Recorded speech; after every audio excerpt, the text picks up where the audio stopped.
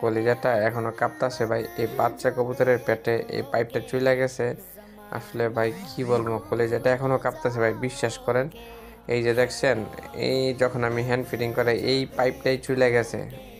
এই পিচকারের উপরে যে একটা পাইপ থাকে হ্যান্ড ফিটিং করানোর জন্য, সো দেখেন আমি কিভাবে পাইপটা বাইর করছি। আর সর্বপ্রথম কথা হচ্ছে আমি অনেক অনেক ভয়ে ছিলাম ভাই, যে কি না কি যেন হয়ে যায়, কারণ কবুতরগুলো অনেক শখের ভাই। বিশ্বাস করবেন আমার এত মনটা খারাপ ছিল, এবং আলহামদুলিল্লাহ আমার মনে হয়েছে যে না আলহামদুলিল্লাহ ইনশাল্লাহ আমি পারবো, ওরকম বিশ্বাস ছিল।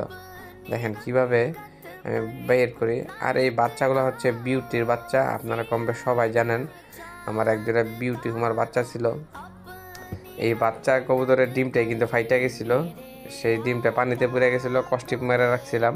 আবার সেই বাচ্চাটাই এত বড় একটা অ্যাক্সিডেন্ট, আসলে বুঝলাম না, এত কিছু হইতেছে। যাক, হেফাজত করছে আল্লাহ তাআলা, আলহামদুলিল্লাহ।